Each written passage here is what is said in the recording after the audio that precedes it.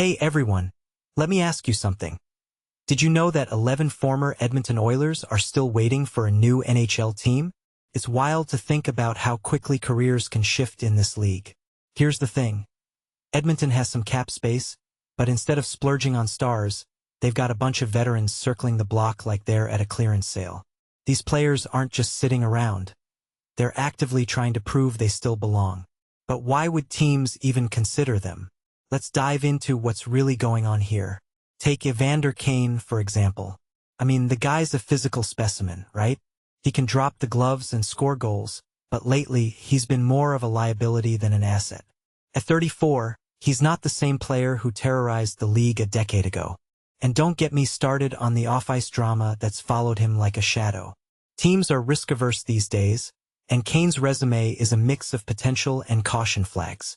It's like trying to buy a used car with a few dents and a questionable history.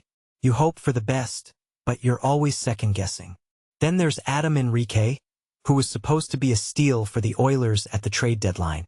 He just scored 18 goals for the Ducks, but in Edmonton he faded fast. Age is a brutal teacher, and Henrique's decline is a perfect case study. At 36, his foot speed is gone, and his playmaking? Gone too. It's heartbreaking to watch because he was such a reliable guy. But the NHL isn't kind to older players anymore.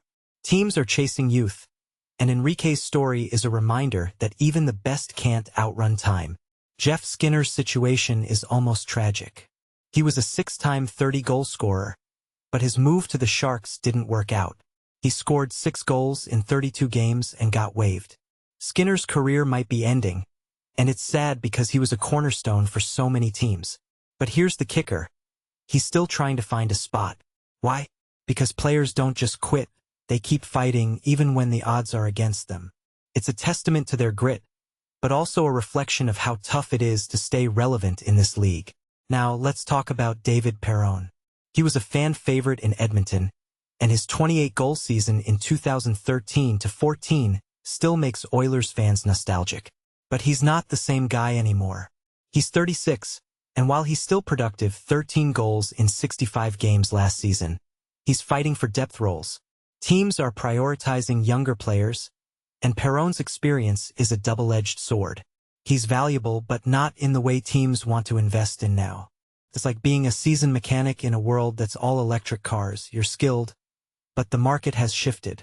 And then there's John Klingberg, who found a second wind with the Oilers in the playoffs. He wasn't great in the regular season, but he played 19 games in the postseason. That's the thing about the NHL.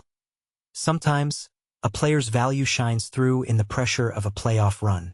Klingberg's 27 points with the Sharks this season show he's still got something left. But his defensive game is a red flag for teams. It's a gamble, but if a team needs a scorer on the blue line, he might be worth the risk.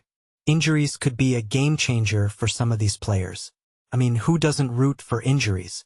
But if a team's top defenseman gets hurt, suddenly a guy like Klingberg or even Kevin Gravel, who's 34 and has 139 NHL games under his belt, could get a shot. Gravel's been mostly in the AHL, but he's got experience. If he goes to Europe, he could earn more money, but if he stays in North America, he'll need a team willing to take a chance on a journeyman. Goalies like Connor Ingram and Cam Talbot are in a tough spot too. Ingram was Edmonton's starter late in the season, but he's not a superstar.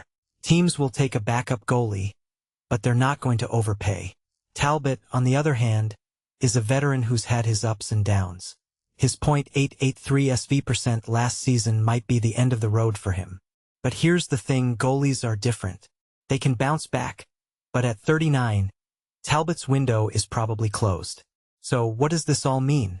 It's a microcosm of the NHL's current landscape. Teams are building for the future, and older players are getting squeezed out. But these 11 guys aren't done yet. They're still fighting for their place, and that's admirable. Whether they find new homes or retire, their stories highlight the brutal reality of the sport.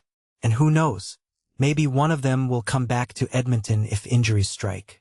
But until then, they're just names on a list waiting for a chance to prove they still matter.